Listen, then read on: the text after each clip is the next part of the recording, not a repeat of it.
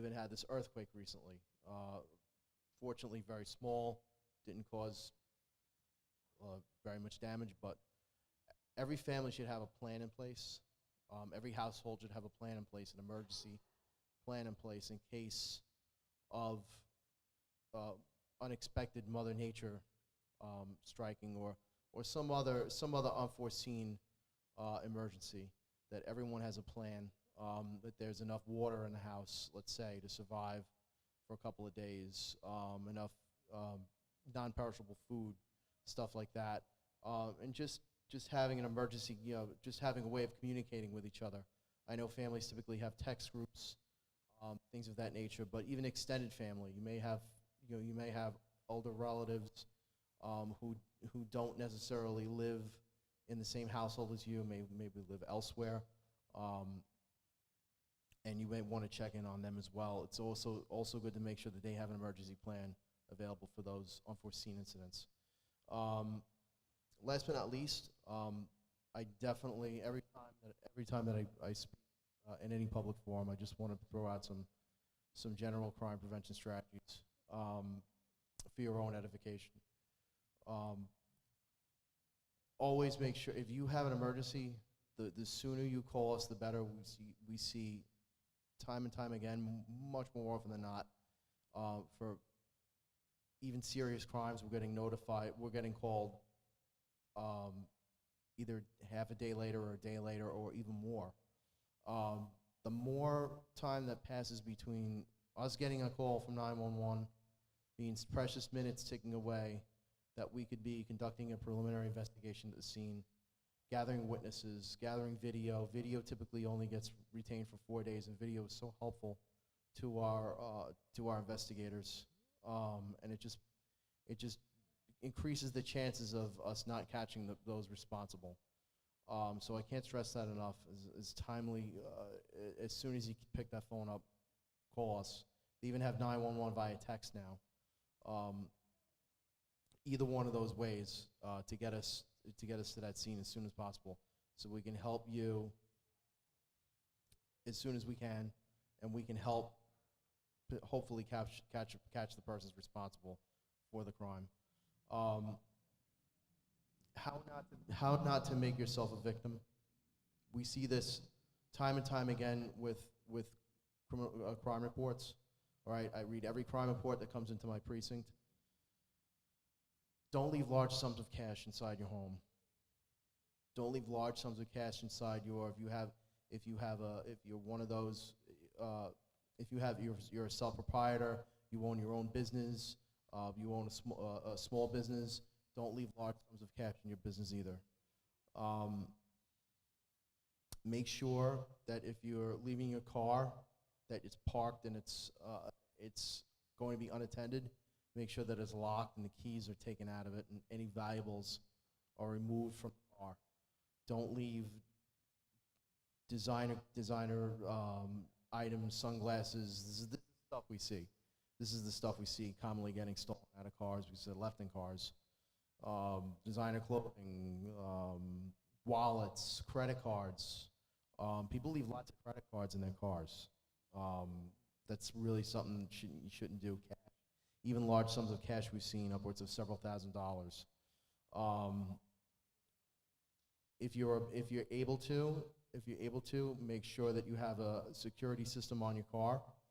A lot of the modern car makes do have trackers on them that you can activate through the automaker's website or through that through the automaker's like General Motors has OnStar, but every single automaker pretty much has their own tracker. So that's something, if you do have a more modern car, that's something you definitely should look into. And it's all about being safe and protecting yourselves and your property and your families. We'll be around if you have any other questions. Thank you so much.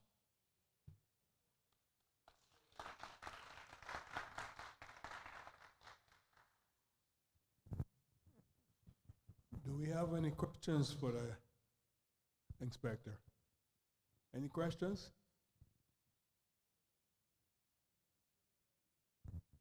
questions. I guess they digest what you put forward and they're happy with it. No questions that we can ask. But I would say this. We are here this evening for safety and security. Now, we worship here. We cannot say that we are safe. We open to the public. People can come in at any given time. We don't know who is who. How can we protect ourselves in such cases? So, yeah, for specifically a church, and a church it's sacred, it's holy, but these are the things that we've seen in houses of worship. We've seen petty cash being stolen from, not per se from this precinct.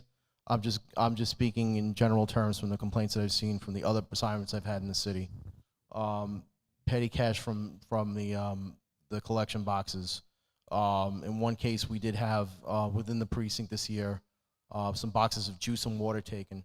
So, although it is open to the public, we want to make sure that if we do see something that is off, somewhat suspicious, something doesn't look right, it goes back to that phrase: if you see something, say something. So, if you do see something that doesn't really fit, doesn't look right, call us. We'll come and investigate it. If it's someone who's homeless, we've seen homeless people take refuge on front steps of churches. There are a multitude of outlets and resources available for homeless. Breaking Grounds, for example, is one of them. If that is the case, please let us know.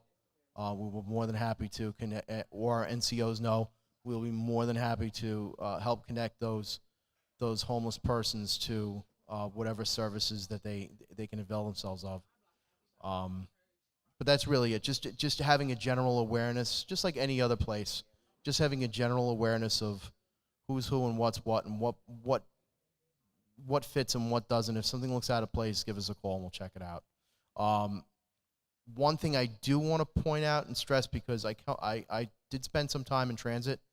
I spent some time in District 33 in Broadway Junction. I did spend some time in District 12 in the Bronx. We see all too often the emotionally disturbed persons wandering into transit. I know they do gravitate towards commercial areas as well. All right, if you do see something like that, the best and only practice is not to engage. Just call us and we'll deal with it. We have the crisis intervention, de-escalation techniques that may sometimes be necessary to help communicate with those who are emotionally disturbed. So once again, if that's the case, just call us. Don't engage the person. Call us.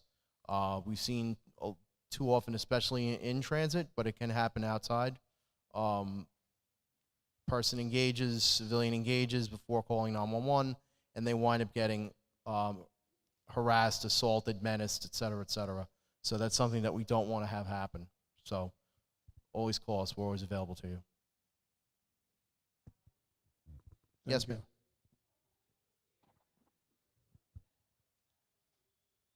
Well, that's something that, I'll pass that off to the guru, Ed Powell. Yeah, just repeat the question. Oh. How can I prepare an emergency plan for my family? Well, that's right up my alley. I was gonna just be patient and wait, but my name's Ed Powell, and I'm the president of the 70th Precinct Community Council, which of course encompasses this area. But I also work for New York City Emergency Management, and part of what I do there is talk to New Yorkers like yourselves about how you can prepare yourself and your family, even your pets, for emergencies before they happen. And I'm going to you know, I'm going to get into that when it's my time to speak, and I'm going to answer your question then, if you will allow me to. Is that all right? Okay.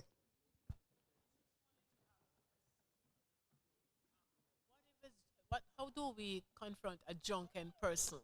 Because sometimes they come inside here, and so Okay, good questions. Just like I said with the emotionally disturbed persons, best practice is to not confront the person. Just call us.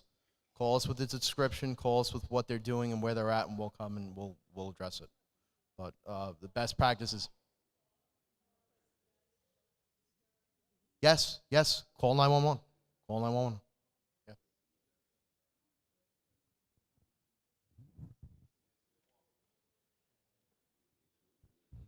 It don't seem that they have many questions for your officer, me, Inspector, but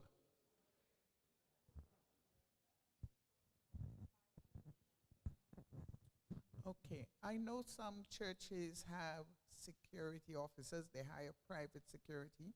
Do you recommend that? I do recommend that if the need arises and if that is within the church's budget. Absolutely, private security is what we call a force multiplier. As much as I would love my 200 cops that I've assigned to my precinct to be everywhere at once, it's just physically not possible. So if the need does arise, like I said, yes, we do recommend.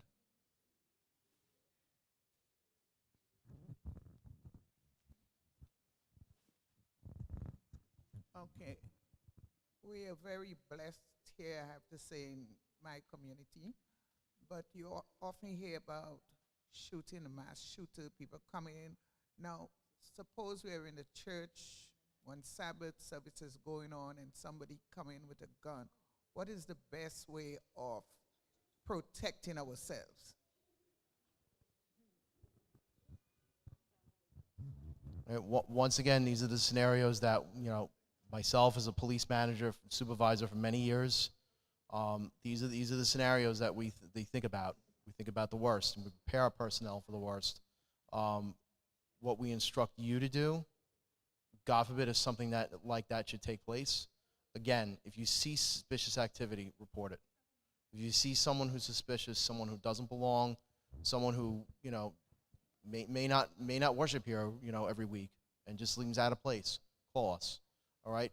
If the person comes out of nowhere, God forbid, and does something of that nature, through coming here and threaten someone with a firearm. All right. Again, if you can call 911, call 911. If the person makes demands, let's say for property, all right, and this could be in any setting, and the person is potentially threatening deadly physical force against you, just give them the property. Just give them what they're asking for. All right, no piece of property is worth your life. All right, but beyond that, I mean, there are many different scenarios. All right, that can a multitude of scenarios that can happen with that. All right, I hope I answered at least some of your question and relayed some of your fears, but there are a multitude of variety of ways, unfortunately, in this day and age that things can happen. There are things that are going on in the precinct that you see with the uniforms that I wear, that my officers wear. There are also things that are going on behind the scenes that you don't see, all right, that are going on behind the scenes that are addressing illegal firearms. And these things aren't visible, all right, you're not going to see them, but they are happening. We have seized 21 illegal firearms within the confines of this precinct so far this year. And that is through a multitude of efforts such as intelligence gathering, debriefing of prisoners, and in some cases just plain good old police work in the field, making car stops at the right times in the right places and recovering firearms inside vehicles. So I hope that answers your question. Yes, ma'am.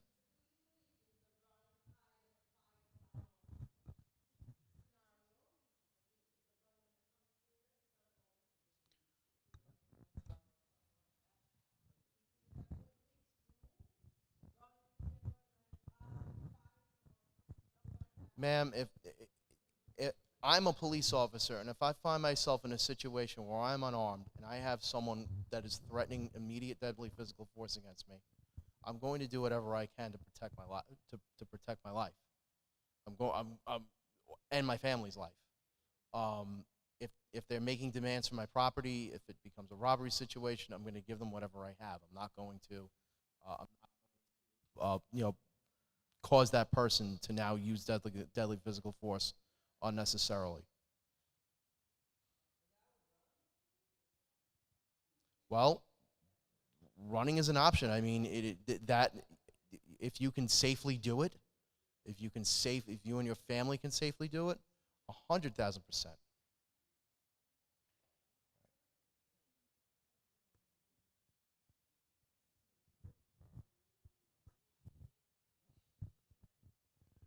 Officer, it don't seem that there's any more question for you. Now, I don't know if these officers have any that they want to add. Seems another question, sure.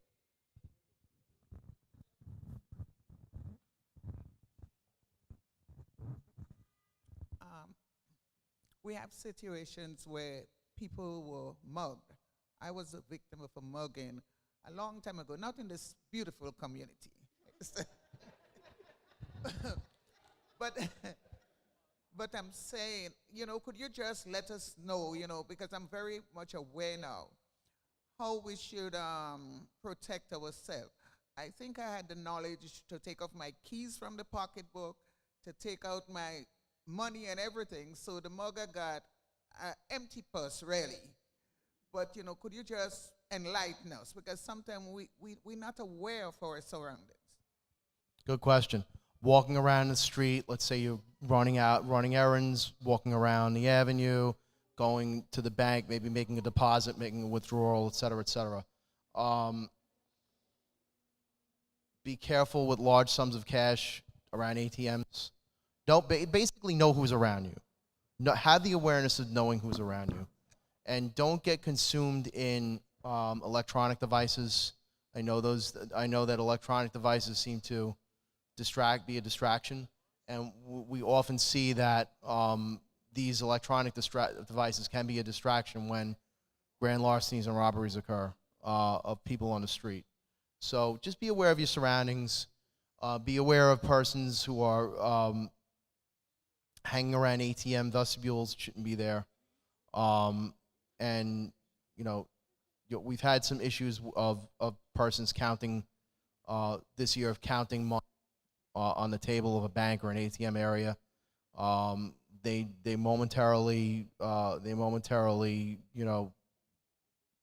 take their hands away from the money, and then someone walks by and takes the money and they leave. Just be aware of your surroundings. That's step number one, and don't be consumed in on the phone or other electronic devices. Number two, I'm going to step aside from that and go back. We see a lot of thefts from the mail. It's not a very good idea to place checks, orders, rent money, anything of value in the mailbox. It really is not a good idea. That is one way that we're seeing property being removed from hardworking persons, and then the money doesn't get to its intended recipient. But going back to the street, if you're female, you carry a handbag. Walk with the handbag close to the front of your body. Avoid bags that have that loose fitting. Some have like a clasp, just one clasp on the top, but then if you look in, the rest is open. All right, avoid those. Especially avoid having those behind the back. I've seen in the subway those cute little designer backpacks they're like petite backpacks. That they're bulky. They're very easy to pick because of their bulkiness and of their size, and because that when something's facing behind you, you don't have eyes in the back of your head, so you're not really going to know if someone. You're not really going to feel or see if someone's picking the back of what you have hung around the back. Wallets, other valuables, keys, stuff like that. Keep that in your front pockets whenever possible, not in your back pockets, because again, pick people can they gravitate towards the back because people don't have eyes in the back of their head.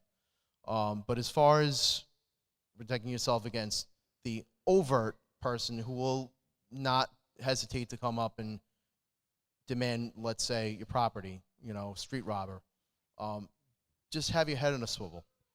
Have your head in a swivel. You see someone that's suspicious, you feel that person's following you, you feel that, go into the first store you see.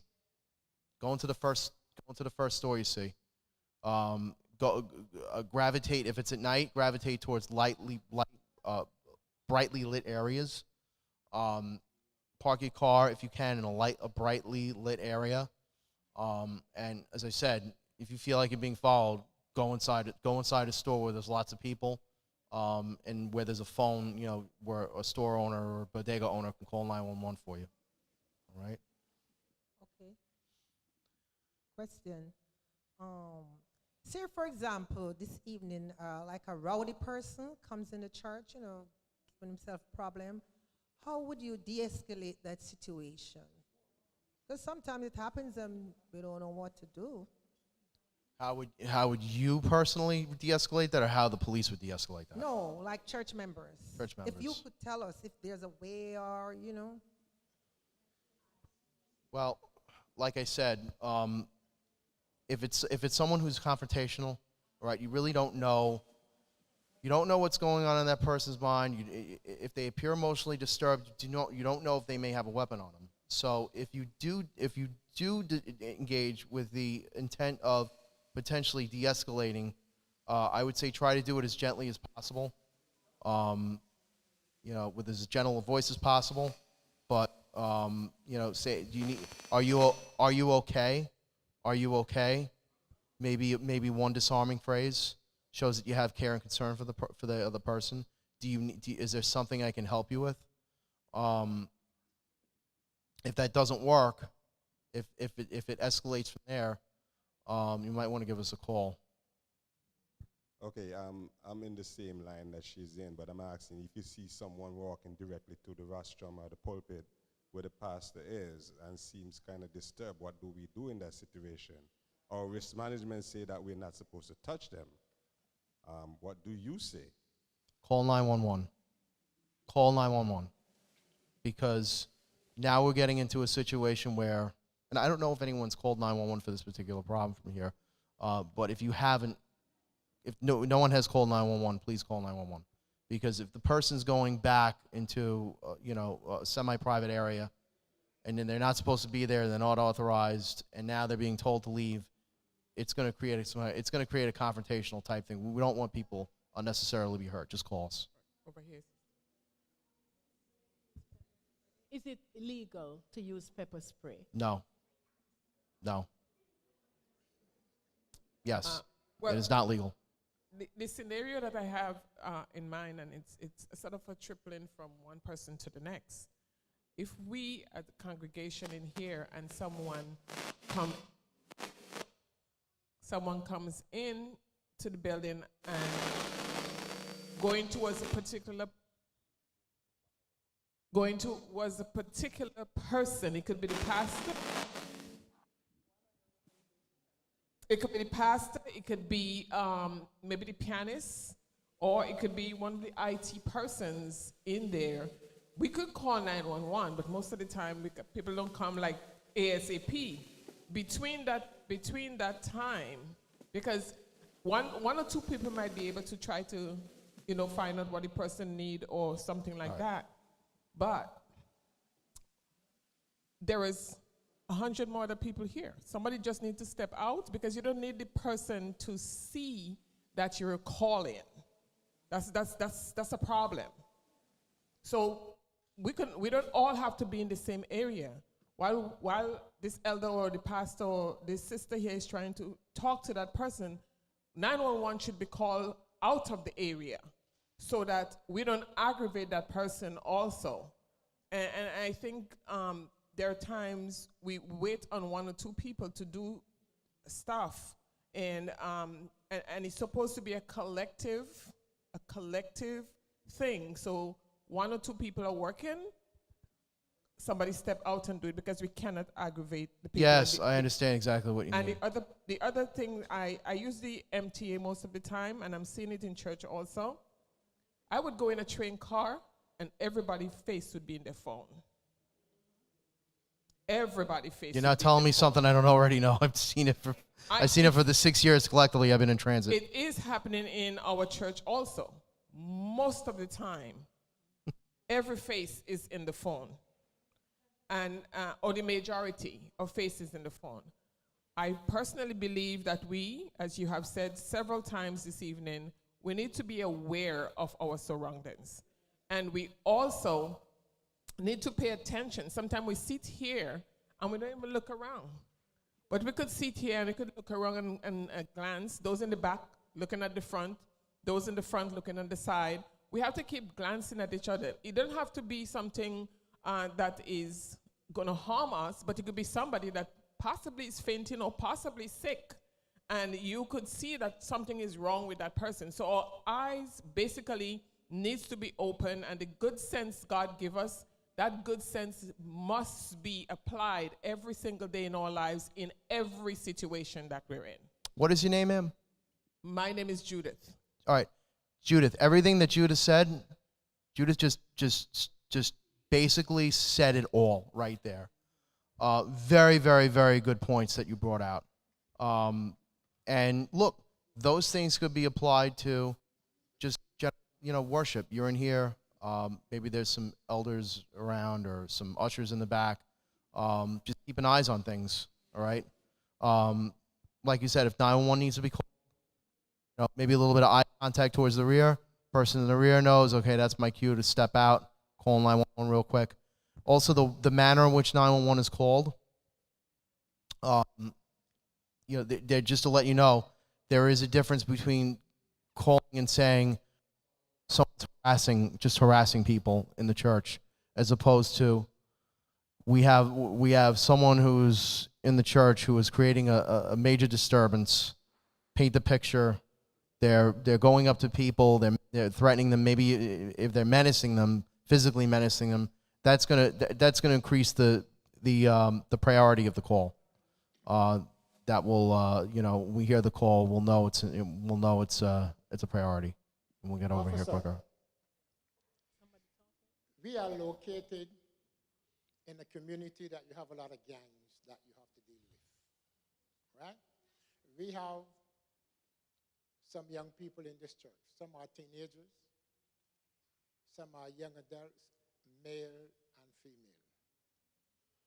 What advice or counseling can you give to them that may help, or that can help them to avoid being recruited by these gangs in the community? Okay, so what you're talking about is when they're at that age, 12, 13, when they're kind of on the fence. That's kind of like the age where you need to look at things and say, well, that's the age that they can go over the line. We have several programs within the police department, within the 70th precinct. One's called the Explorers Program. It's a program that teaches. It's available to young people in the ages of 12 on up to 18. It teaches them discipline, structure. It teaches them life management, team building, and gets them involved in positive activities within the community, positive activities within the precinct, graffiti cleanups, and so forth. Things that will keep them out of gangs, will keep them off the streets and keep them occupied. Police Athletic League is another one. There's also a youth center on 127 Pennsylvania in the confines of the 7-5 precinct. That whole facility, I know there's a medical part to it, but a large part of that facility is geared towards, and it's through police department community affairs division. Bureau, engaging youths of that age in team sports, basketball, other forms of sports, summer youth leagues. Our NCOs also, if you have a young person who is of age that they can become employed, and they're looking for work, come see our NCOs, and we can help get you, potentially get you, your child who's of age to work, a job within the community. And this is all stuff that I've seen being done for years. So these are but some of the few examples of how we can turn that tide and keep kids from gravitating towards violence and youth gangs. I asked one question already, if pepper spray is legal, but I was battling this question for a long time, and I need some more clarity. Why it isn't when a vulnerable person you're not carrying a gun, you're not carrying a knife, you need to protect yourself. You're walking on the street, maybe it's night. So what do we do? Pepper spray, why is it illegal? Well, I can't explain why it's illegal. I can only say that it's illegal because it's not allowed by New York State law to be carried by a private citizen. And if you use it, you're gonna get in trouble, right? Yes. Even if the person attack you with something and you can defend yourself. Yes, it is a charge. It is a penal law charge, even if you're defending yourself.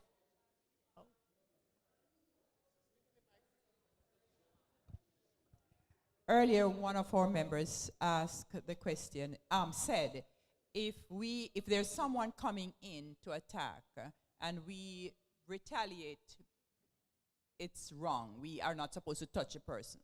But just recently at a church, one of our Seventh-day Adventist churches, there was a man who came into the church very upset, and he head towards where the pastor was preaching.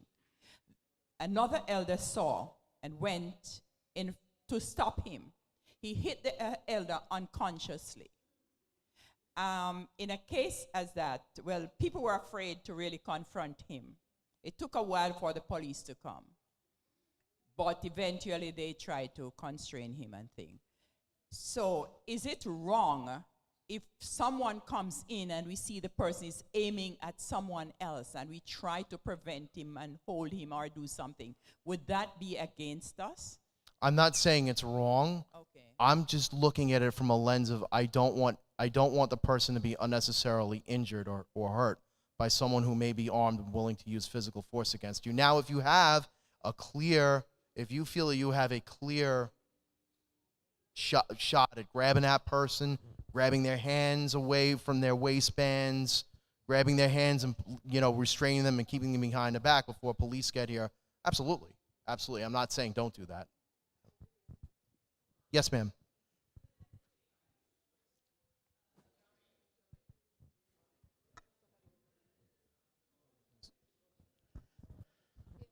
I can only answer one question at a time, folks. Okay, so let's say, right, you said pepper spray is illegal. Someone come to you pointing a gun at you to take your life, right? You fight that person and get that gun away. And you use that gun and kill that person. Someone come with pepper spray, right? You get that pepper spray and spray that person. What place that you will be in if you use that pepper spray that they had on them? Do you mean me as a police officer or just a hypothetical you? Me. You. Because you Okay. said it's illegal. Well, You said it's illegal. it's illegal. Civilians I to can't. have pepper spray. I can't change New York State law. Yeah, but if that person going to injure you and you take it away from them and spray them. Okay, so that's something that there are many different types of situations, but if that's something that were to wind its way into a criminal court, and then that would be, it would become a self-defense. It would become a defense at trial. You use the mace to defend yourself and during an attack, which I think that's what you're getting at.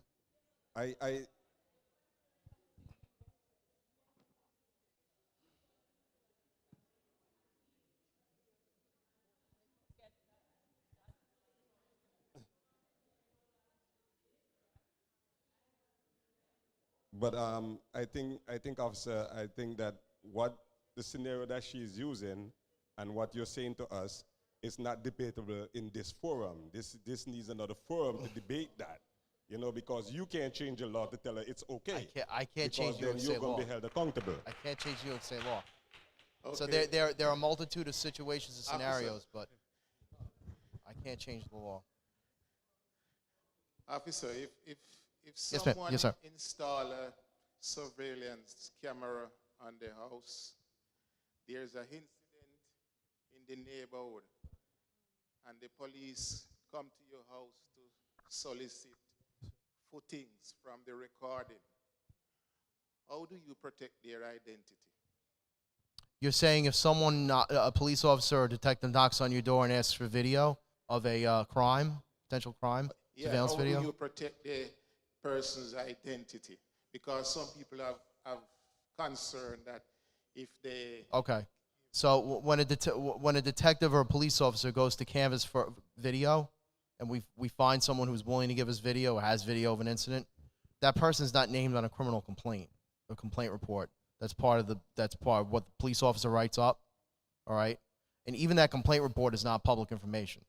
That complaint report, beyond the stats are public information, but the details that are included inside that complaint, you know, only the person who's the victim is allowed to receive a complaint number for that. They don't even receive a copy of the report. They receive the number which references the complaint for their own records. So just to answer your question, that wouldn't be the case. That information is not publicized.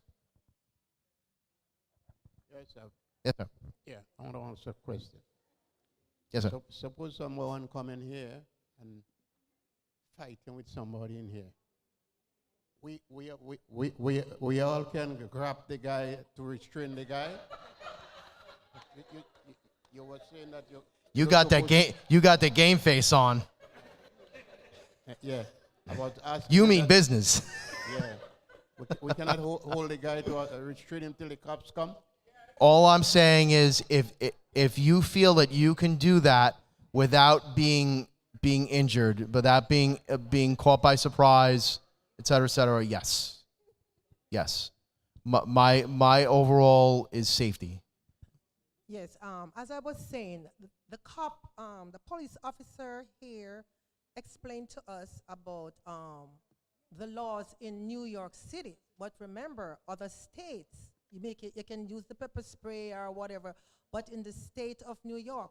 And that young miss who talk about the scenario, if somebody coming, again, we have to leave that up to the courts, right? Because if you do your thing, they would have discretion. Yes, it is not legal because we can't change that legality of the state, but it's a case that the court would have to look at, because I don't even think a judge would say if a man coming to you with a gun, but it's not for a police officer here to say, yes, it is okay.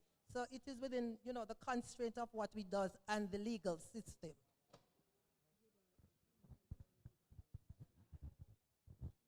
I think, officer, I believe you think we are going too long for you. Thank you, everybody. I think we are going too long for you. So we thank you for Officer Mackey for enlightening us in a lot of our questions, and we appreciate that very much. I know he had a long stint on.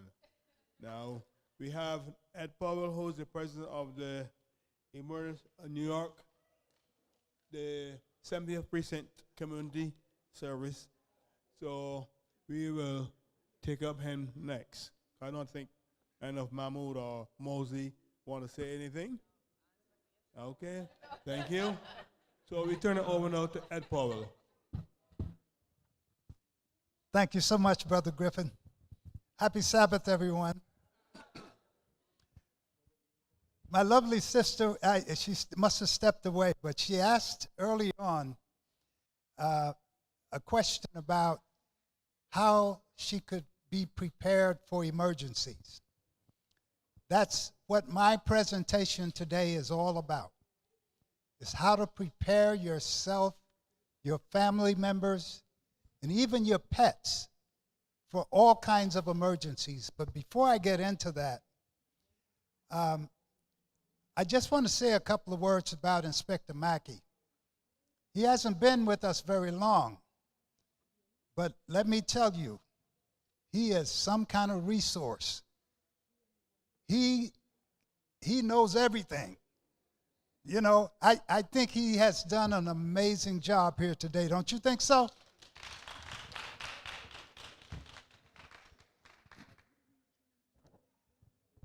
A little bit about my agency. I work for New York City Emergency Management, and it's a city agency that helps New Yorkers before, during, and after emergencies. It's our mandate to see that the city of New York is prepared for all kinds of emergencies, no matter what it is. If it's a hurricane, if it's fires, floods, heat waves, you name it. We are supposed to see that the city is prepared before it happens. You know, whenever you might have seen on television at big events, big emergency situations, you see people there on the scene that have these dark jackets that have a New York City Emergency Management on the back. Well, they're there, they're from our agency, and they're there to kind of coordinate all the other responding agencies, police department, fire department, Department of Buildings, what have you, to see that they are communicating with each other so as to provide the very best possible response to that emergency. Now, there are just 3 steps to preparing for emergencies. First, let me ask, did everyone get a copy of this booklet? If you didn't get a copy, raise your hand and Brother Griffith will see that you do get one.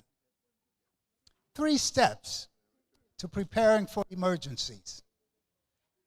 Step number 1 is to make a plan. Have yourself a good plan in place before that emergency happens. The booklet that you have and that is being distributed provides a way for you to make a plan that is specifically for you and your family. No 2 plans are going to be exactly alike.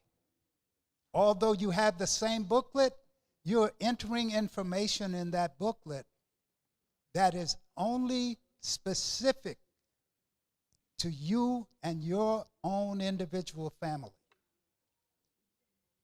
Making a plan. That's step number 1. Step number 2 is to gather supplies. Get those supplies on hand that you're going to need in order to sustain yourself through that emergency. Anybody ever heard of a go bag? Anybody know what that is? Yeah, a few people know. I'm going to talk about that in a few minutes. And for people who don't know, I'm going to explain. Step number 3 is to get informed. To make sure you're aware of what's going on. You know, when you're at home watching the television, don't just watch the stories. Don't just watch Jerry and Maury. Check out the weather, the news, so that you're up to date on what's happening. You have a better chance of survival because you're much more aware of what's coming down the pike. Let's just talk quickly about step number 1, making a plan. Part of everyone's plan should be creating what we call an emergency support network. And that sounds complicated, but it's very simple. An emergency support network is just a group of people who you can count on to keep in touch with you when emergencies happen. And that's particularly important for old folks like me. To be in people who will keep in touch with you. I did this presentation down in Coney Island.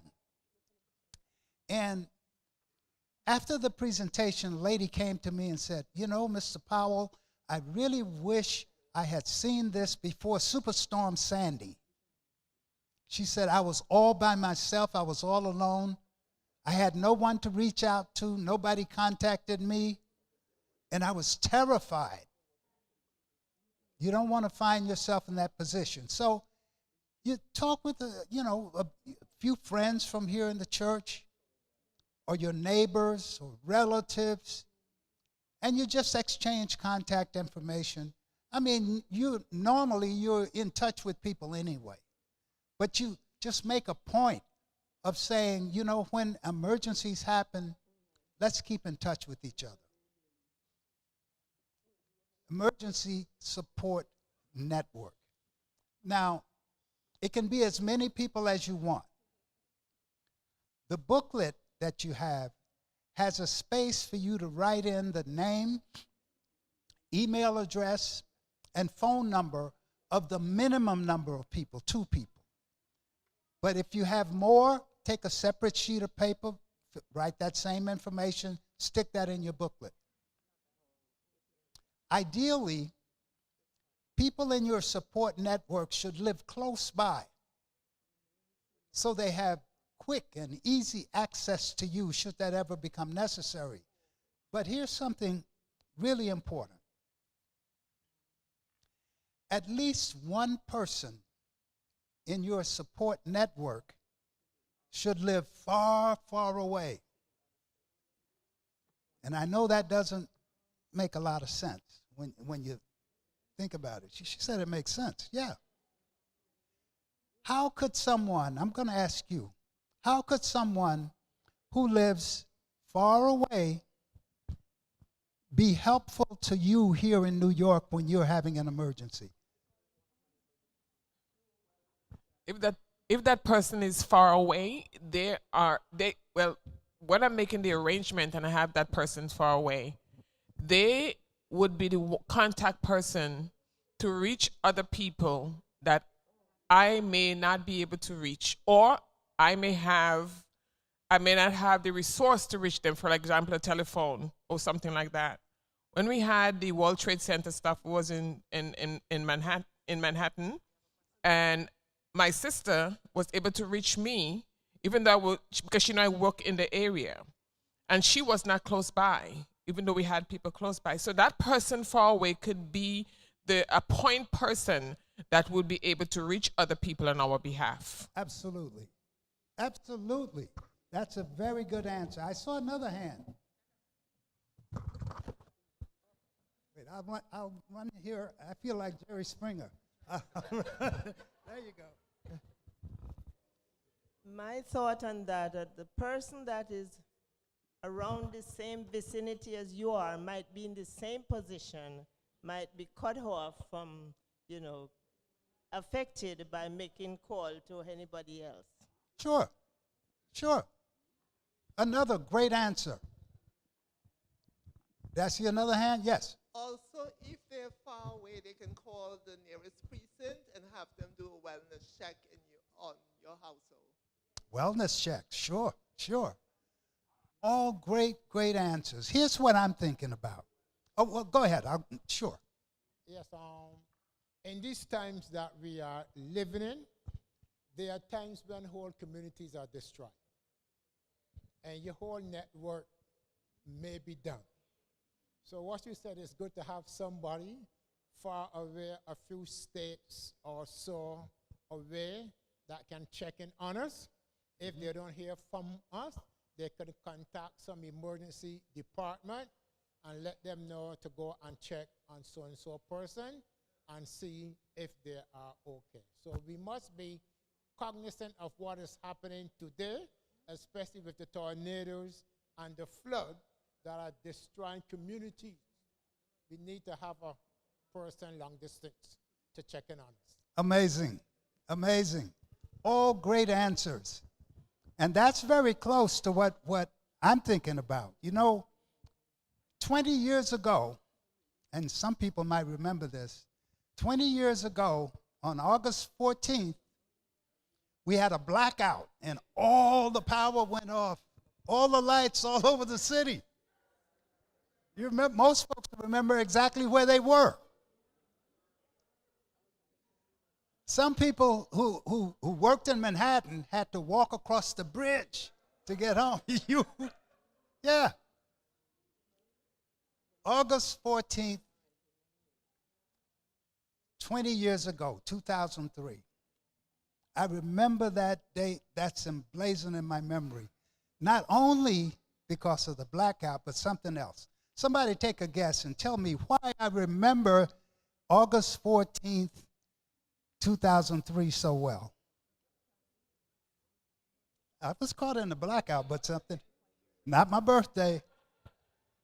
It was my wedding day. And all the lights went out all over the city. It was awful.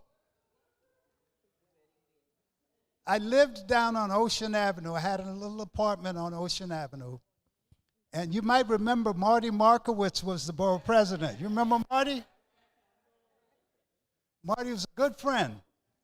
And he let us hold our reception at Borough Hall. And after the reception, you know, we had made this plan. We were going to drive to Niagara Falls for a romantic honeymoon. It was going to be so nice, you know. So after reception, I come back to my apartment to put a few more things in the suitcase, and I'm putting things in the lights dim and go off and on. So what's going on? This apartment building, what's happening? And then the lights went off. All together, the lights went off. I have to tell you, I was so mad. I thought the super did it. So I go beating on his door. I said, "What? You made all the lights go off? What's wrong with you?" He said, "Mr. Powell, I didn't do it. Take a look outside." And sure enough, at the corner where there normally is a good working traffic light was out. People were jammed up in the intersection, honking their horns. They were so mad. People walking around on the street didn't know what was going on. It was pandemonium. And I guess I don't have to tell you, we didn't get a chance for our romantic drive to Niagara Falls. We were stuck here in Brooklyn, in my apartment, in the dark. It wasn't all that bad.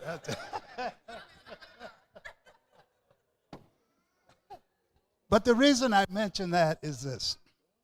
When all the power went off all over the city, in most areas of New York City, it was very difficult to make a local phone call. If you wanted to call around the 5 boroughs, a landline, a cell phone, whatever it was, you had a lot of trouble getting through.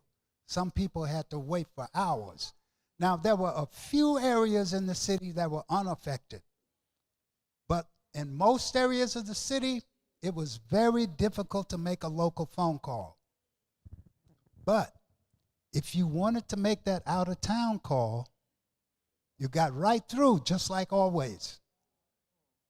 So that's why you need that out-of-town contact.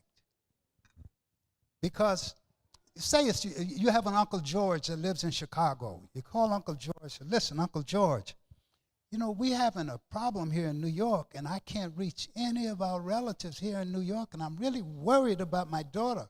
She lives in Staten Island, you know, and her family, I can't reach them. I don't know if they're dead or alive. And they can't reach me either. But remember, I asked you to be part of our support network? Well, you're going to be getting phone calls because we can all reach you, although we can't reach each other, and you can reach all of us. You're going to be getting calls from people in our network and to check in. And when they call, let them know I'm here at the church with my brothers and sisters. I'm having a good old time. or I'm home, or I'm not doing so well. I'm in Kings County Hospital in room 206. Let them know where I am, how I'm doing. And I'm going to call back in a few minutes, and you'll let me know how everybody else is doing as they call in. That's so important. You know, right now, while things are okay, but if and when that emergency happens, and you have to use that out-of-town contact, you'll thank God you did that. Okay. The booklet provides a space, again, for you to fill in the minimum number of people in your support network. I think that's on page 6, if I'm not mistaken. I'm kind of old. I have to use my glasses. Page 4. See, thank you, brother. You got a job? You want to work for me? Yeah. Provides a space here on page 4 for you to fill in the minimum number of people that you should have in your emergency support network. What their relationship is to you, their name, their email address, their phone number. And also it has a space for you to fill in your out-of-area contact. But as I said, you can have as many people as you want in your network. Just take a separate sheet of paper and fill in that same information for them and stick that here in your booklet.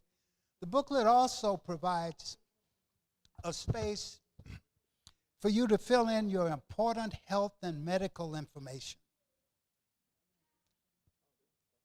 Anybody here take medicine? That's a silly question, right?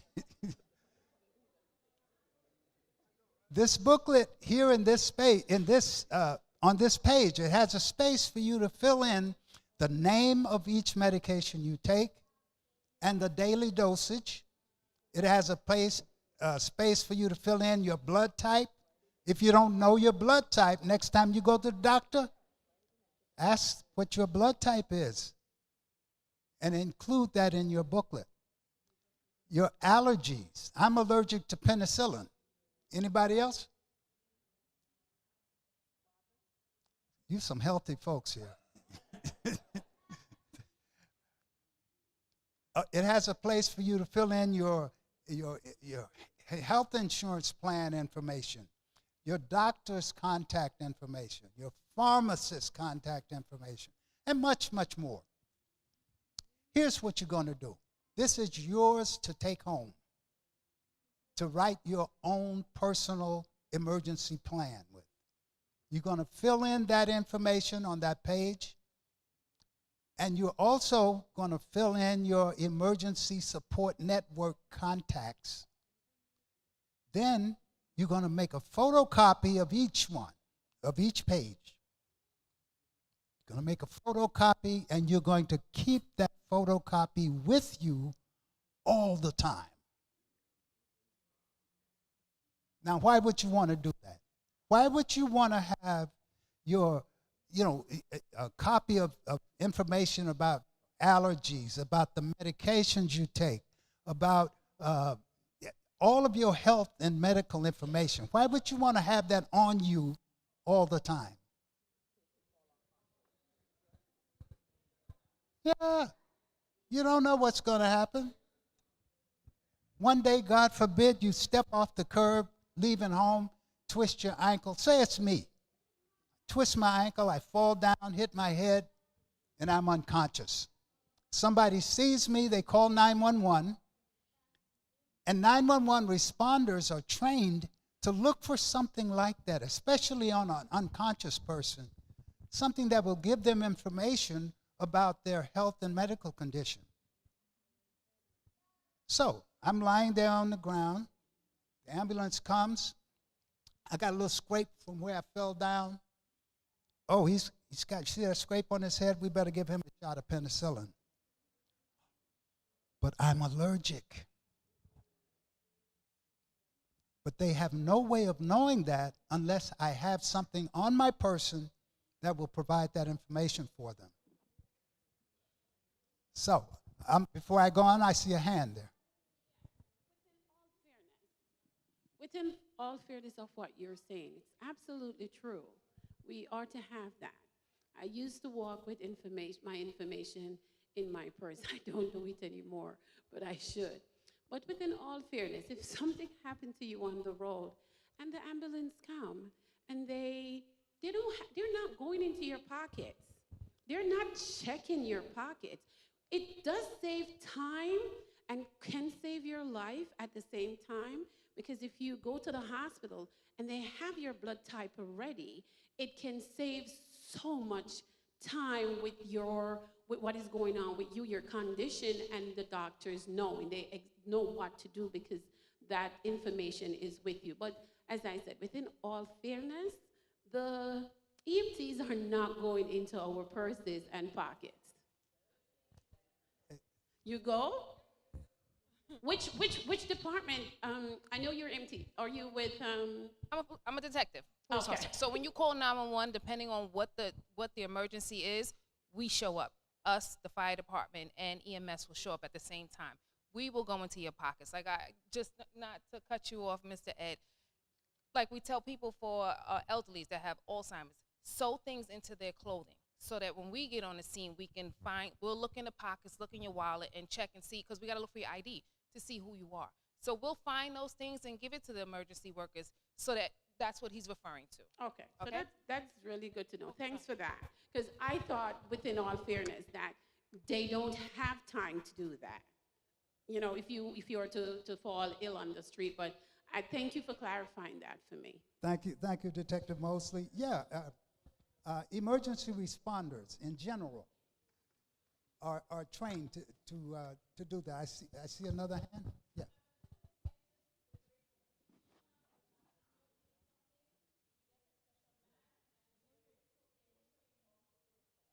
Absolutely. This lovely sister said, she mentioned a bracelet that serves pretty much the same purpose.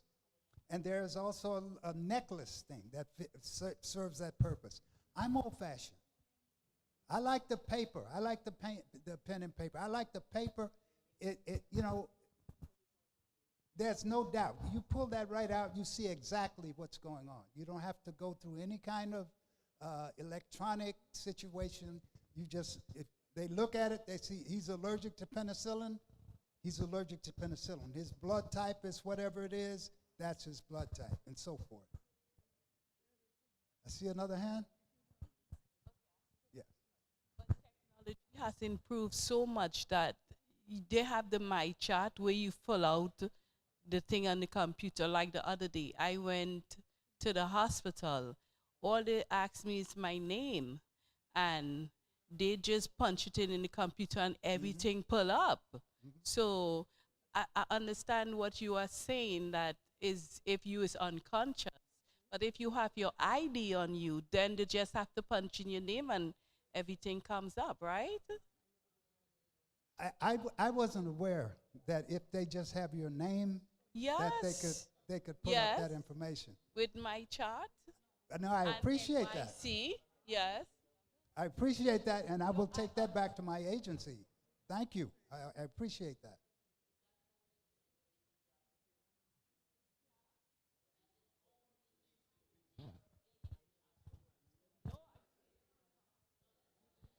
Okay.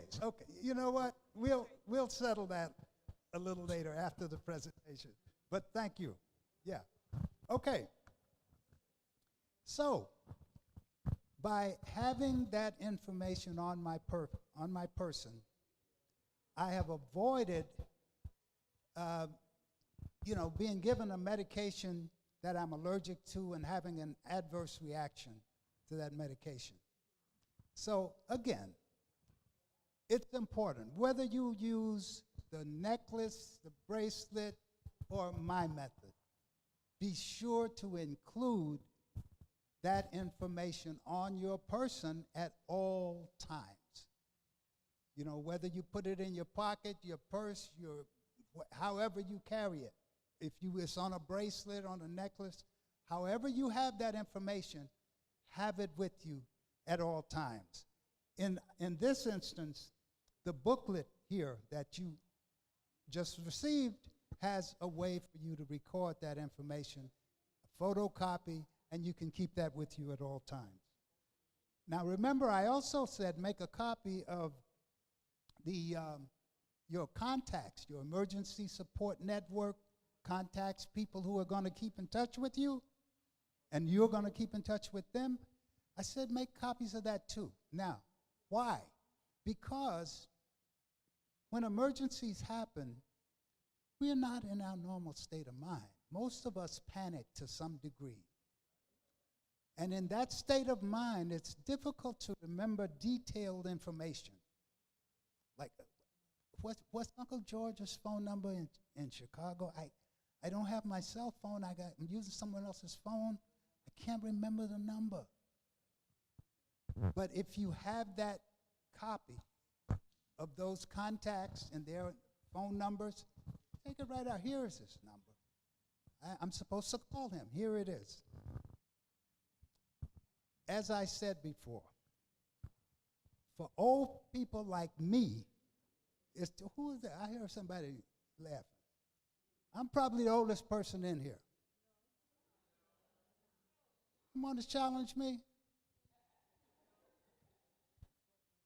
You see my bald headed up there. Anybody in here over 70? Raise your hand. 75. Keep your hand up. Anybody over 80? You 80? Anybody over 81? See, I told you. I'm 83. I told you I'm the oldest person. Told you. Now, I mention that because the older we get, the harder it is to remember things. I mean, you know that, right? You have too many things on our mind? Yes, ma'am. I like the way you said that. Okay, let's move on. This booklet that we distributed also has a lot of other very good information about communication, how you communicate in an emergency, about transportation, what kind of plans you're going to make prior to an emergency happening, you know, while in times like this when there's no big emergency. You're going to decide on how you're going to get around when a big emergency happens. The booklet has information that will help you with that. But let's move on because I don't want to keep you all night. Let's move on to step number 2 to preparing for emergencies, which is gathering supplies. Now, I asked the question earlier about go bags. Anybody know what a go bag is?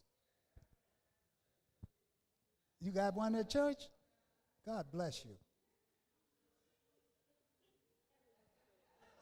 She's going to show me.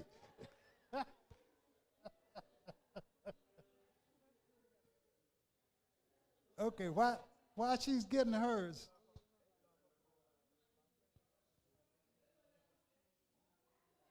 oh, wait a minute.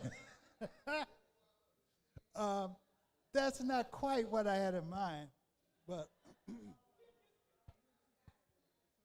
a go bag, for all intents and purposes, a go bag is a backpack, like the kids carry their books and things to school, or a small suitcase on wheels in case you don't want to carry anything on your back, that you store emergency supplies in for a time when you might have to get out in a hurry.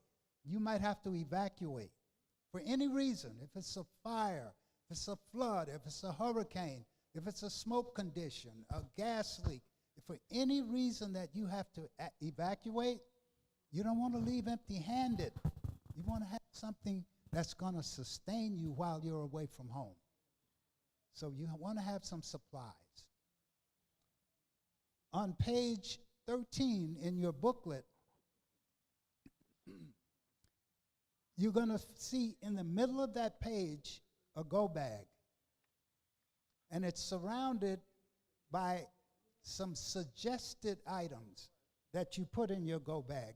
And again, I emphasize, we're just suggesting these items. You put in your go bag whatever you want to have in your go bag, because no one knows better than you what you want to have if you have to evacuate from your home. If you want to have to be away from home, what you want to have to sustain you while you're away from home.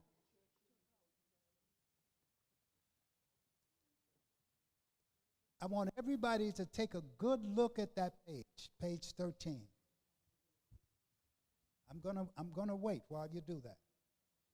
Take a good look at that page.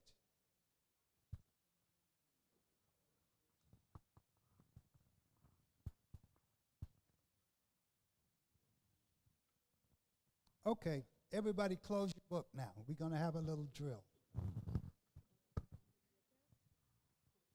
I see some books. Who's cheating? I see some books still open back there. Okay. Now, I want someone, nobody shout out anything, someone raise your hand and tell me one item you put in your go bag, in the back.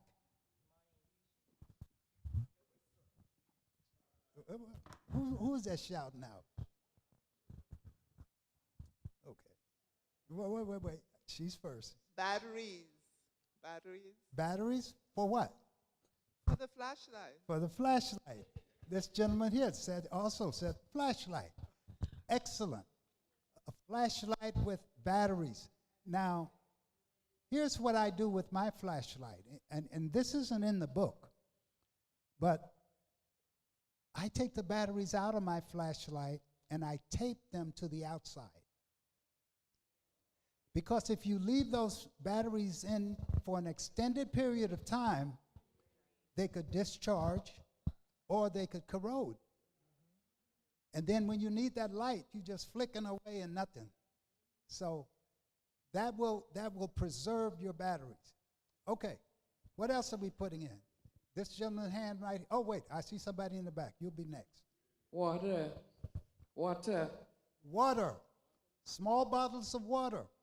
Not a big jug of water. Remember, you might have to carry this on your back. Don't make it too heavy. Very good. This gentleman. He said a radio.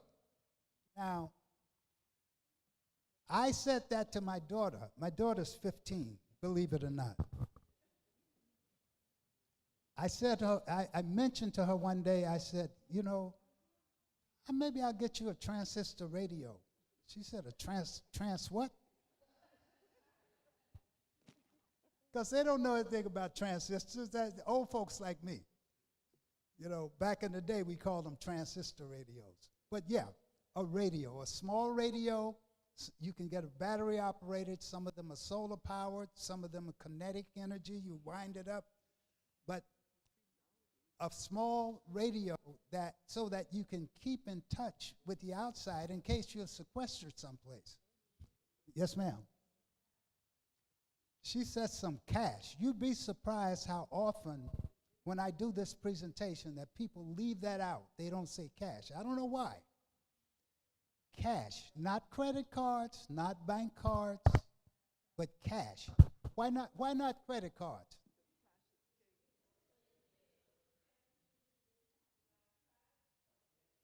If the power goes out, that ATM ain't working.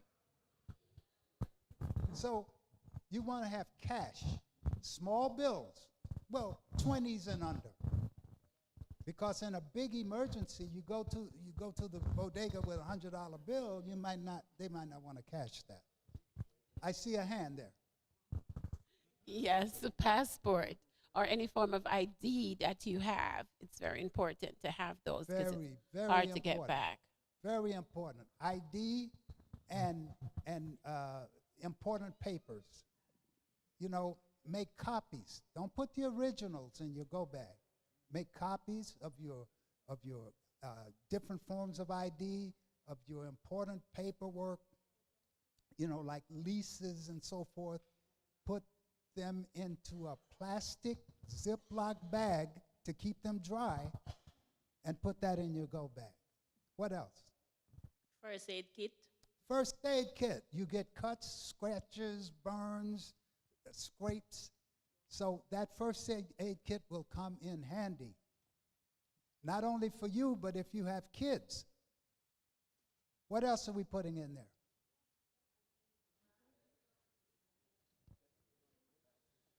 Some tools? Food. Food. What kind of food?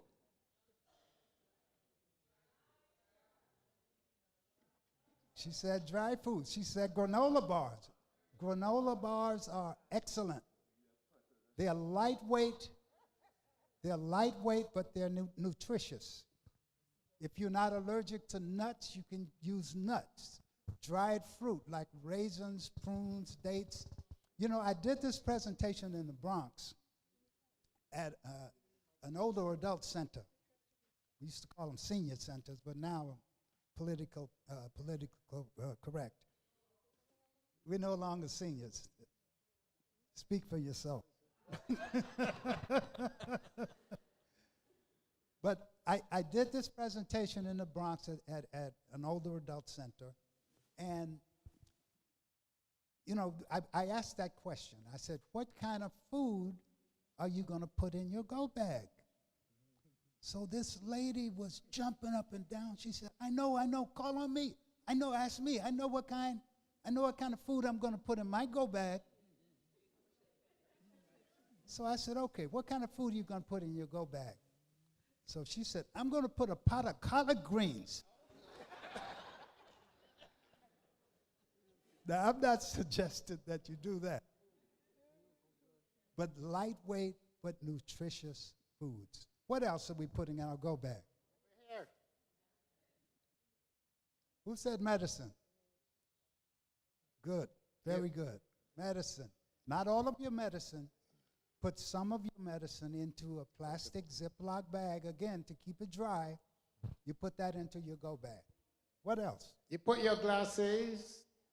You put your notebook. You put your gloves. One thing. I can tell you everything.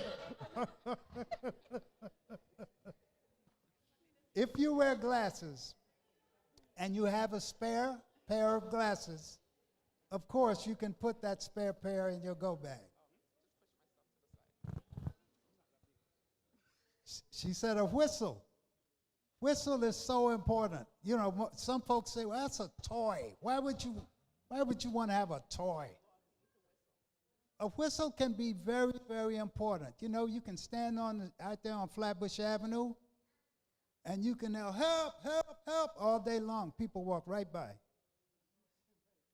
But you start blowing that whistle, that's so annoying, somebody's going to stop and pay attention. So in any time you might want to attract attention to yourself for any reason, that whistle can be very, very important. What else?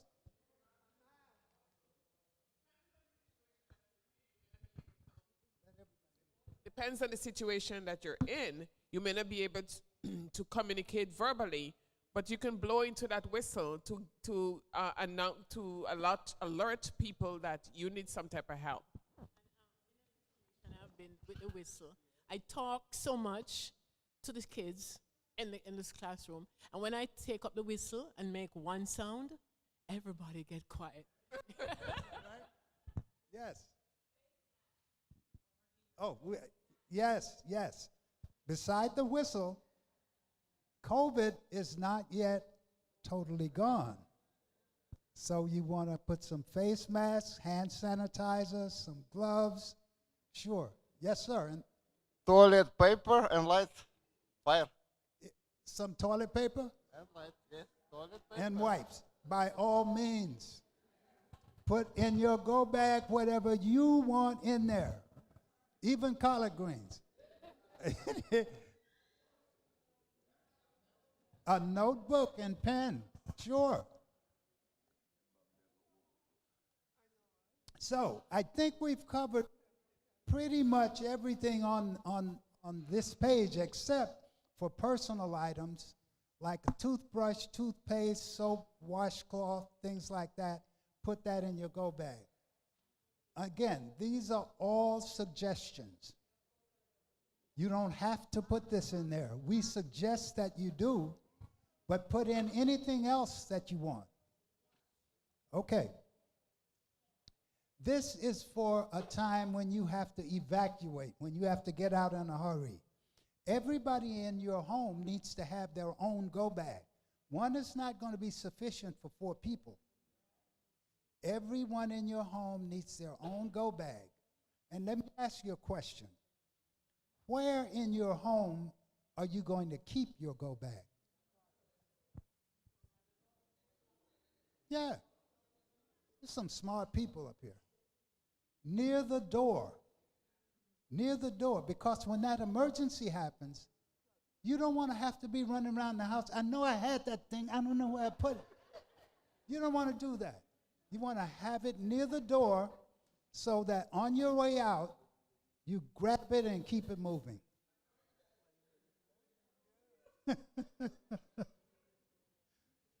Okay. There will be times when instead of evacuating from your home, the authorities might suggest to you that you remain inside until further notice. It could be for any number of reasons. For example, you might remember last summer when we had those fires, those wildfires in Canada, and we had a smoke condition that came all the way down here, and the authorities suggested that we remain inside, you know, if possible, unless you absolutely had to go out. And it was for a short time, but it could have been much, much worse. And it can be much worse. So there might be times when you have to remain inside and you're unable to go out. And for those times, you, in addition to having a go bag for when you go out, you need to have store supplies in your home for a time when you can't go out. You need to store away some things in your home that will sustain you in your home when you can't go outside. For example, we talked about food. Food in your go bag, you know, we need lightweight stuff, and it's things that are nutritious but lightweight because we're carrying it. For the foods that you're storing in your home for a time when you can't go out, weight is not an issue.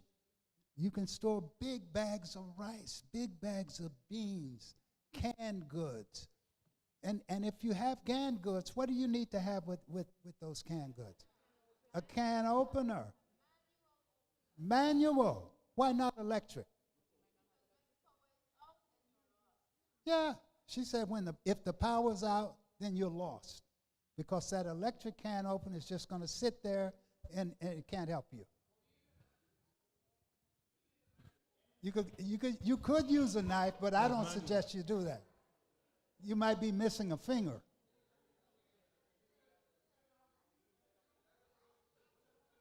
Sounds like she knows how to use a knife. I don't know about you, sister. Okay. Yes, I see a hand here.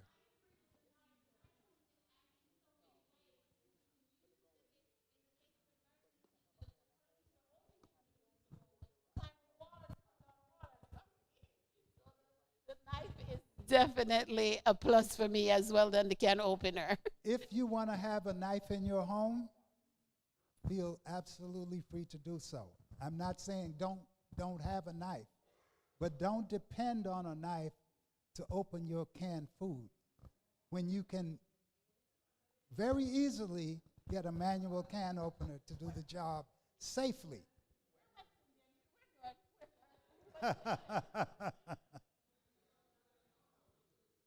How much water, let me ask you this, how much water do you think you should store in your home for emergencies? She said 2 gallons? 1 gallon. There is a formula for the amount of water you should store in your home for emergencies. Now, anybody want to take a shot at that formula? As much as you can. What was that, Brother Griffith? So as much as you can. As much as you can. Okay, that's not what I had in mind, though.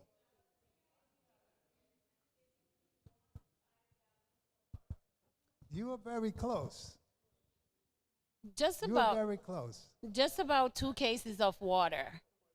Just about depends on how big your family is. Okay, Just let me about give 2 you the weeks. formula. Let me give you the formula. The formula is, listen up, 1 gallon per person per day. And I suggest 7 days. 7-day supply. 1 gallon for each person per day. So, if you live alone,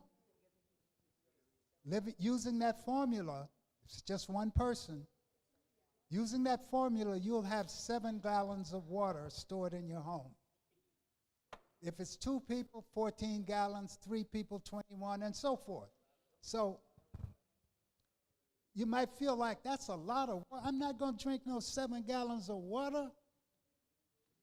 And you probably won't. But that water might have to be used also for other purposes. Yeah, personal hygiene, washing clothes, washing dishes. If the toilet isn't working, if the plumbing goes out, you might have to use some of that water to flush the toilet. Yes, ma'am.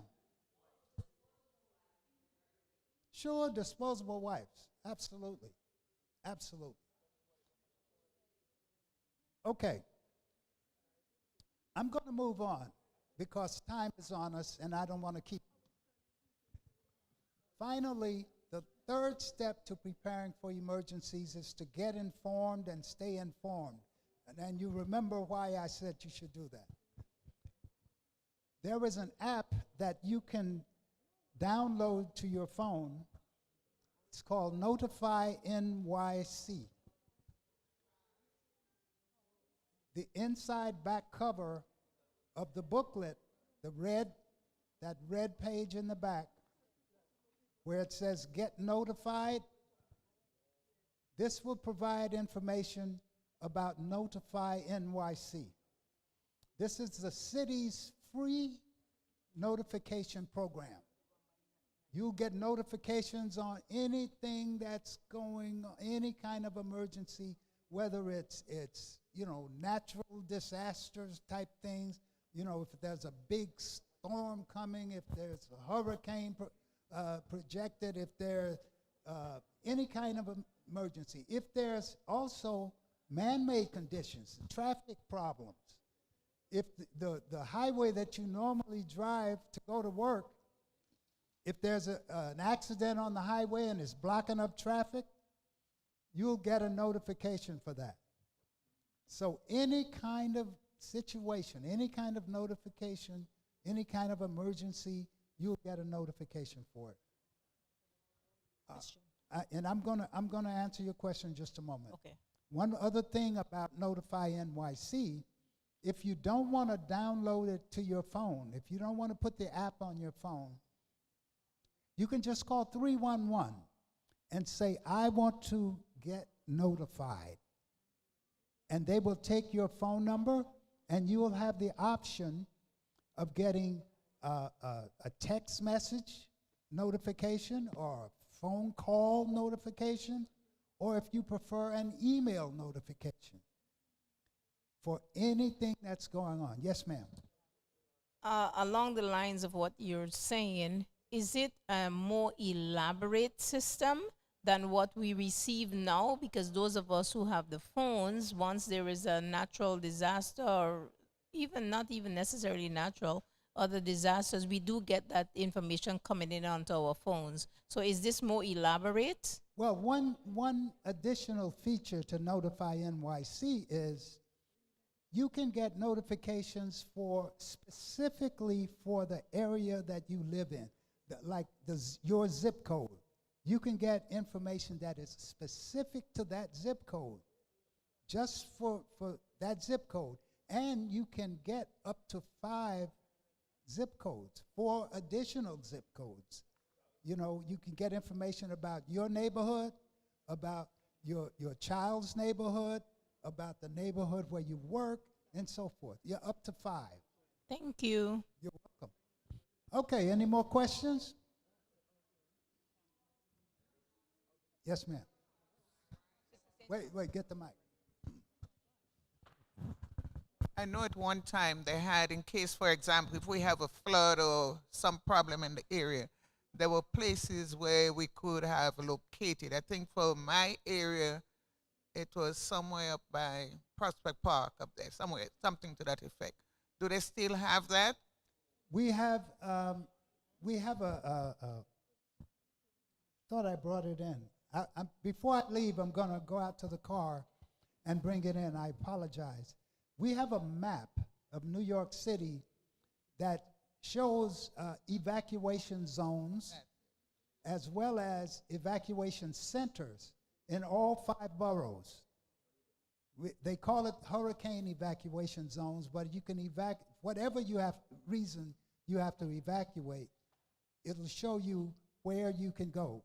You know, the evacuation centers you can go to, and in terms of hurricanes, it shows you the most vulnerable areas for flooding. So I'll bring that in before I leave. When I wrap this up, I'm going to run out to the car and get that for you. Any other questions? No questions? Okay, I guess it's time for me to shut up and leave y'all alone. Thank y'all so much for listening.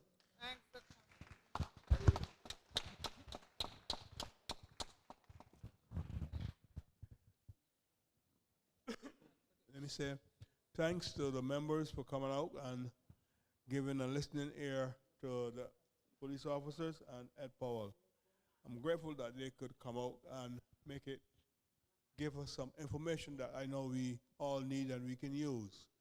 So let me say again, thank you on the behalf of the officers. They just had to run to some emergency, so that's why they leave so in a hurry like that. Now I ask Elder Harris to come forward and he will do what he should do.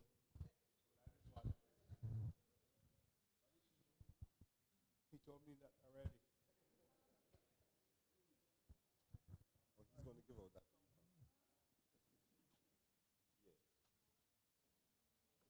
that. What I should do is just thank Brother Griffith and the Risk Management Department for looking out for the benefit for the church. We are thankful. Let's give a round of applause to Brother Griffith and the Risk Management. And I know that they are very involved in with the police and the community affairs. We went to the precinct one time, myself, him, and Pastor, and we were able to meet Detective Mosley and Madhu, and they say they're always available to come if we need them. If we need anything from them, that they're always there. So we know that Brother Griffith has a good relationship with especially Detective Mosley, because he liked to give her a hard time. So thanks again, Brother Griffith and the Risk Management Department. Mr. Paul said that he went out for some evacuation maps. So we're going to wait on him until he comes, and then we're going to close out this section. I heard the inspectors talk about jobs for the young people, and he says the NCO is the one to contact. The guy that was sitting there, the police officer, Mosley, he's NCO for this area. So we can call upon him. If somebody needs a job, we can approach him. Okay? He was told, the guy, Mahmoud, yes. It's he and Hernandez. Hernandez is on vacation now. So them is who we should speak to if we're looking for a job for a young person.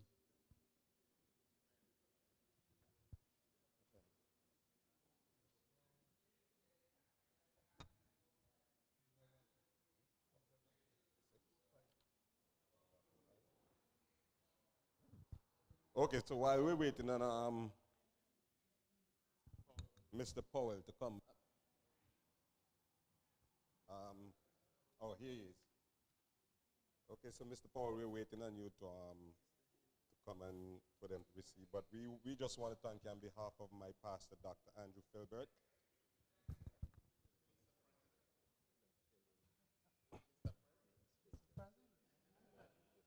I'm a person I like to use doctor, so. But President Powell, on behalf of my pastor, Dr. Andrew Filbert, the eldership and the board and the church, we just want to thank you for coming by and sharing this valuable information with us. And it's very beneficial, you know. I wish that I had this, what do you call it, the evacuation plan when it was Sandy, right? Because I get well, no, the flood zone. So, thank you very, very much for your effort and for your cooperation with our church. We truly appreciate, and we truly appreciate you. Entirely my pleasure. And I must say, as I was sitting down there, I was seeing a little bit of Nelson Mandela in his face. Okay, so yeah, truly, truly. Yeah, and at 83 years old, man, I can't even remember some of the things I did yesterday. I saw you stand up here and you just make that presentation, so we do appreciate you, and we do appreciate the work that you do.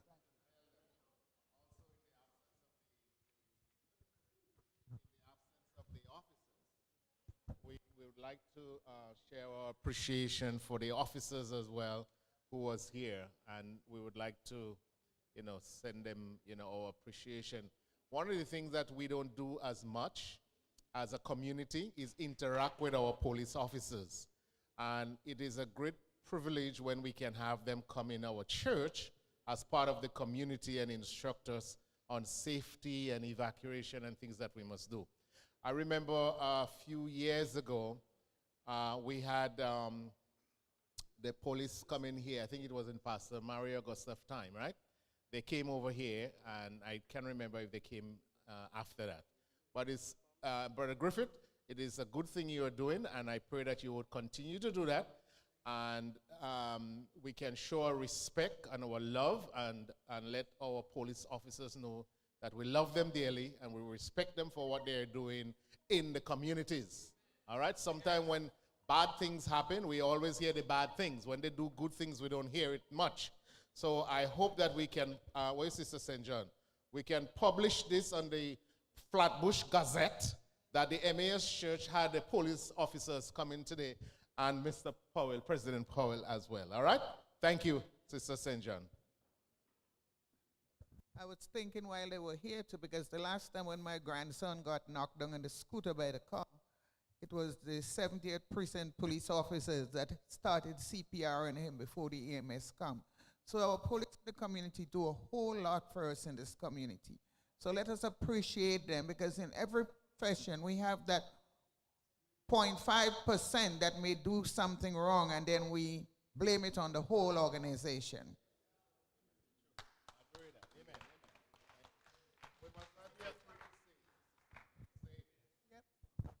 I just have a short testimony also in regards to, we were talking about earlier with the officer and President Powell.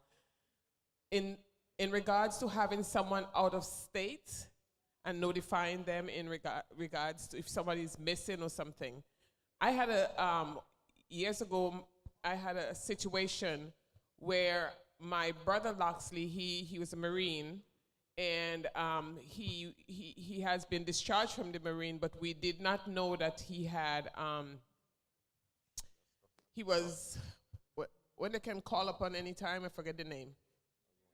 In the reserve. He was in the reserve and we did not know.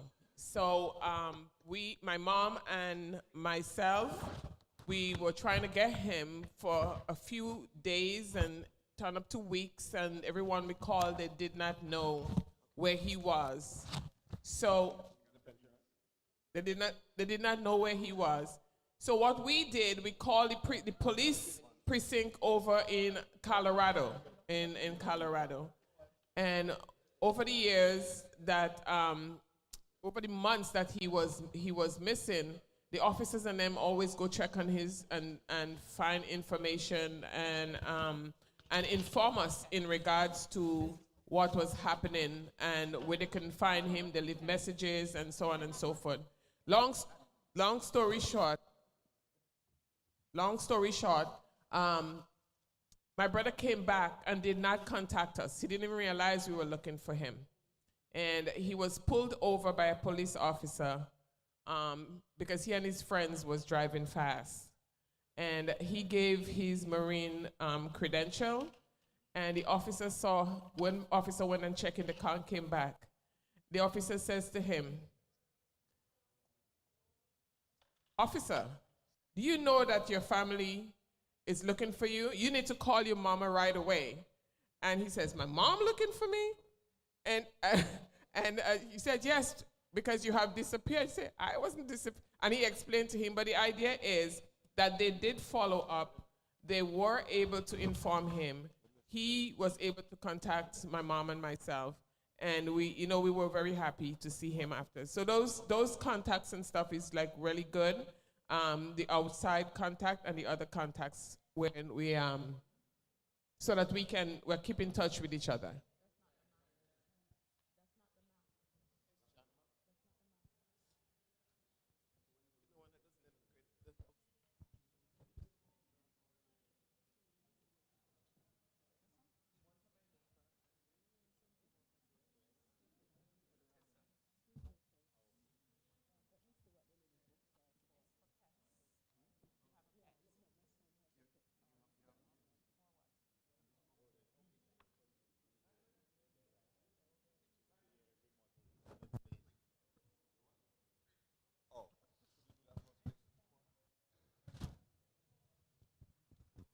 Okay, want to thank again President Powell. We're going to pray to close out this session. Before everybody leave, we're going to pray to close out this session. Shall we have a posture of prayer? Shall we stand or kneel? Yeah, stand. It's fine.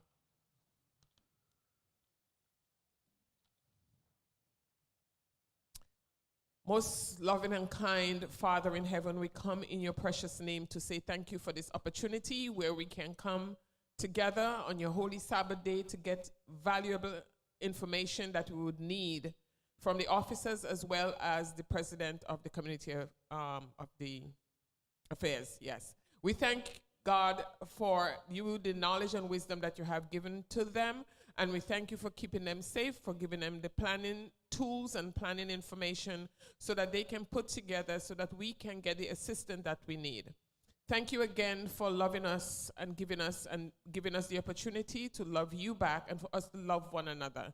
Thank you for the info that we got today, and thank you for not leaving us nor forsaking us.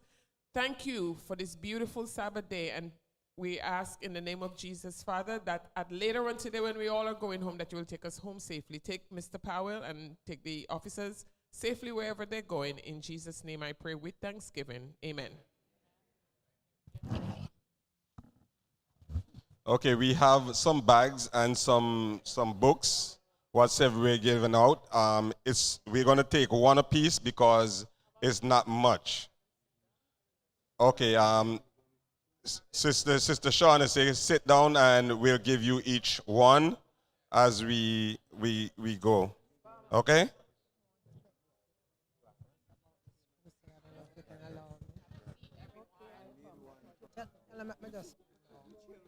Can I go now? Could we have a seat, please? Could we have a seat, please? This young lady would like to make an announcement. Good evening, everyone. Yes, I'm from Goshen Temple. And does anyone here knows what the meaning of this word is? Eschatology. Eschatology. Well, I just learned it last week. It's the end of time event and how we relate it to what is going on now. Yes, I don't know if my pastor make up these words or it's a dictionary word or it's a dictionary word. Right, the end of time and how we're going to relate it to what's going on. It's going to begin this evening. I know it's a little late for you guys now. Yes, 7 o'clock. Right, but tomorrow, I'm going to give you a break today. Tomorrow, because I think this is very important even to us, because, yes, it's online too. Yes, on Zoom. So check it out, because it's a good tool for us to even relate to other people and tell them what is going on in Israel, whatever, and see the connection with what's going on in the Bible. I can give you the Zoom, but it's not on the paper here now, but maybe yes, just put in Goshen Temple. Even tonight, Goshen Temple. Yeah, very good.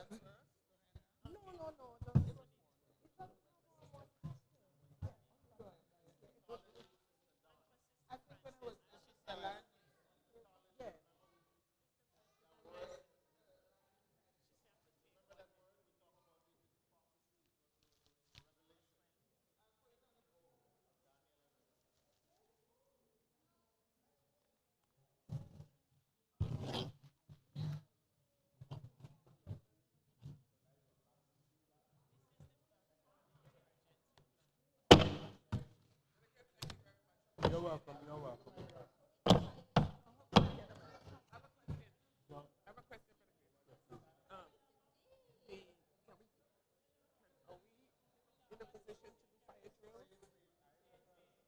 Yes and no.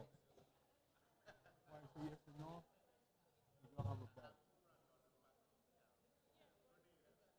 You're going to use a voice or play a bell and ring it from. But normally there's a bell come off in the building. Is it something that we think we can install? What's the penny? What's penny? We don't have good penny right now. You cannot just put it here. When that go off, you got to move. And that one's going to be all over the building. So everybody's going to have that. We can look at that and see what it is on. Yes, very much, very much. But you have a whole building. I thought the police would get, the police, I think he would try to answer a question. Yes, they talked to me that before. I told them I was going to set it up or what would be best time. So it was like this. No, we should have none of these things. I have a question. Because here is one. Is there any way we can have the IT team run something that when you speak here, like just how we have the preaching here,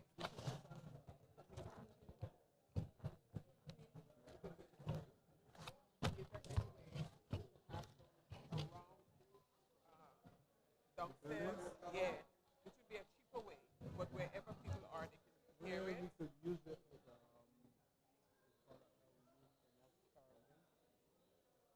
use on our car, but we can use that. Downstairs or something simple where everybody will get the message. So we don't what do you call it now when you're not Wi-Fi? Using it. The phone in the car. We're gonna come, yeah. Because we have to find a cheaper way where we can do it. And put it upstairs, downstairs, and here. So the announcement could be big here, but it is all over the place. Yes, yes. Even on the outside of the place. Yes. Even on the back and on top of the back. Yeah, yeah. And that would help that time because it's good to do that. We need it. We need it. We need it. I say, yeah, but we have more enough rights.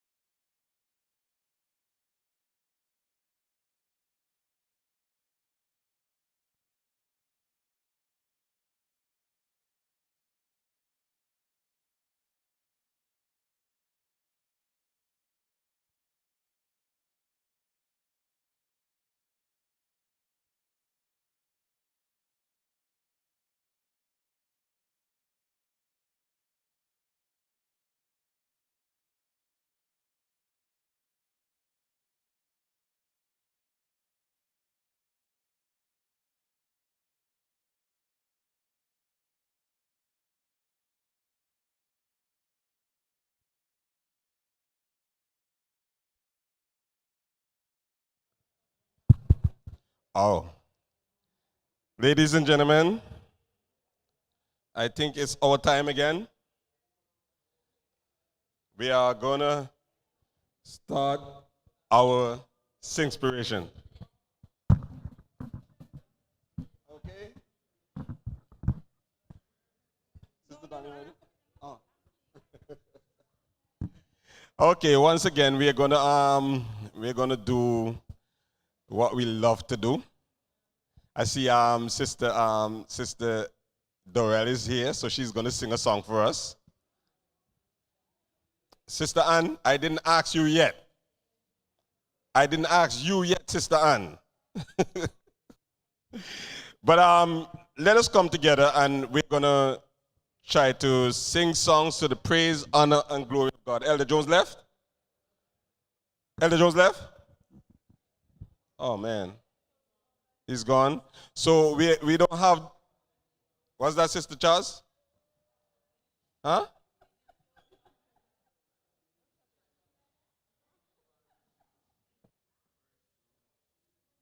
Oh, I don't know. We're not going to have the help of the piano this evening because it seemed like Elder Jones slipped out. But sometimes a cappella is good. Okay? So let us pray. Our Father and our God, truly we are thankful, dear Lord, for another Sabbath day that you have given to us. We have come, heard thy word, and we gathered information, dear Lord, which would be of much help to us as we go through life's journey. Now as we come again to sing praise and honor and give glory to your name, we ask, dear Lord, that you tune our voice to sing praise to you. In Jesus' name we pray. Amen. Okay. So who would be the first to sing? Sister Valerie.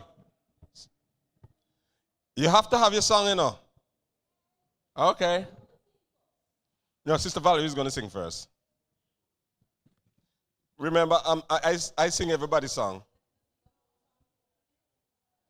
No. We sing a whole song to close it.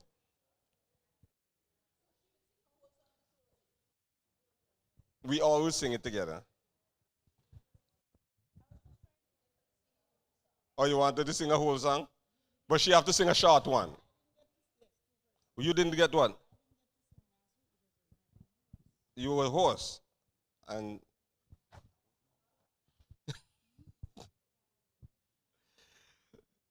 okay. Ready, set. Take your hymnals in hand and go. 632. 632. 632.